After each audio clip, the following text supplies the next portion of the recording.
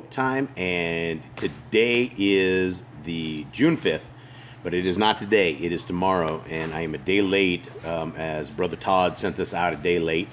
And so this is, I don't know the exact saying of it, Hag Sameach and Shavuot. Let's begin. Shalom all. Today is day 4 of month 3, so it's actually today is day 5 of month 3 on the creation calendar, also known as June 5th, 2022. For all of you who have been diligently counting the Omer, today marks the 7th Shabbat, and this was yesterday, folks, right? And tomorrow will be the end of the 7th week, that is today. Thus the name Shavuot, which is weeks in Hebrew. That means today is day 48, actually now 49, of the counting of the Omer. Tomorrow will be day 51, it's 50 right now. And tomorrow night we celebrate Shavuot after sundown, which will mark the beginning of day 50 in the count.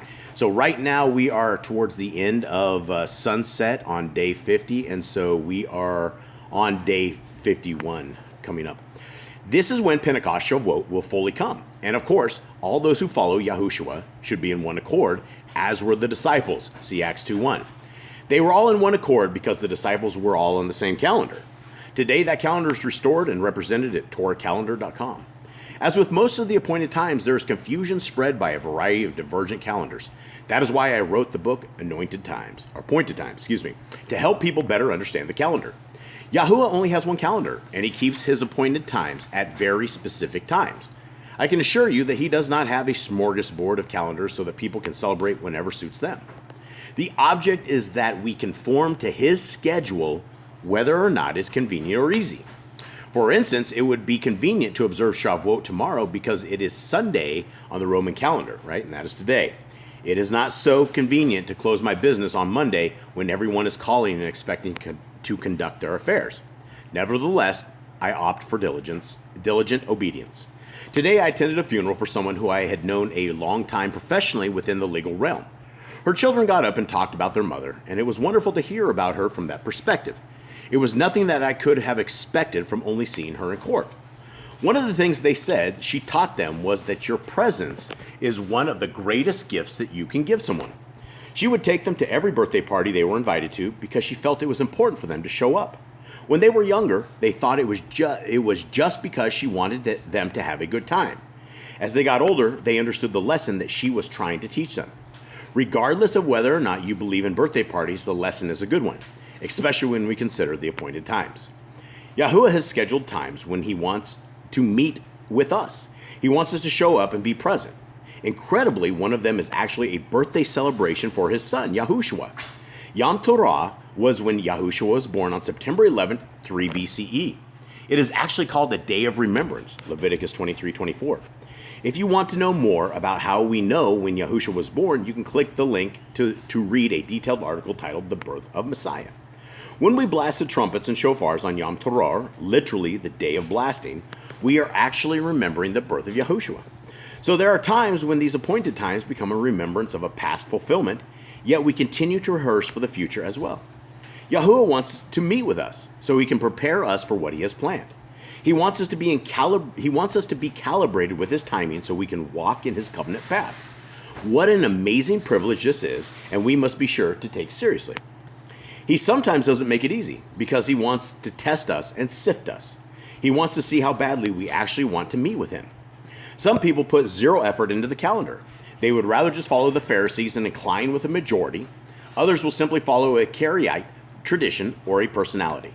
They opt for the easy route.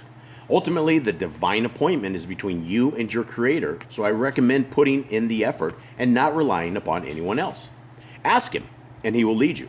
If you spend all your time on the internet looking for answers, you may end up getting exasperated. Better to spend that time on your face. Shavuot is probably the most difficult appointed time to schedule due to the fact that it is not pegged to a specific day in a specific month. Rather, it involves a count. Therefore, you must know when to start the count and what to count in order to get to the correct feast date.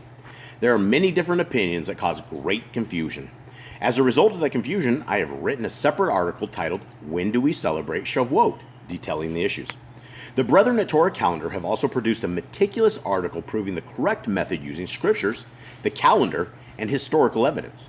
You can download a copy at this link. You can also view the calendar for this month at their site. I have also prepared a simple Shavuot celebration guide available as a free download on the Shema Yisrael main website page. It is intended to help you focus on the past, present, and future implications of this very mysterious and important appointed time. So if you still have questions about the date for Shavuot, I would recommend that you check out these resources before it is too late. Yahuwah is a rewarder of those who diligently seek him. Hebrews 11:6. You don't want to be early or late to the party. Yahuwah wants to meet with you at his specific appointed time.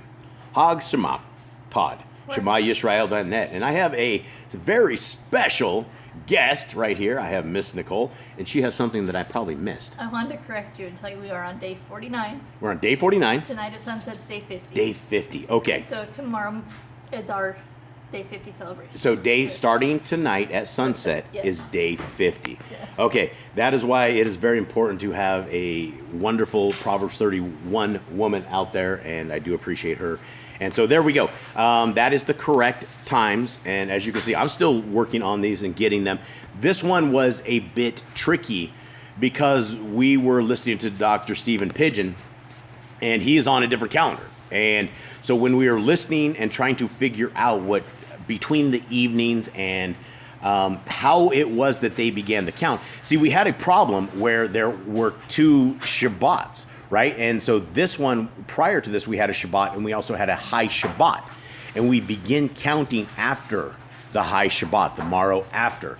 And so there was a lot of confusion in this house. We were working through that this year and trying to figure this out, trying to get our bearings down and get this done so that we are celebrating the appointed times, as Brother Todd has said. So I will leave a link in the description box, and I hope you guys have a wonderful Shavuot. I'm out.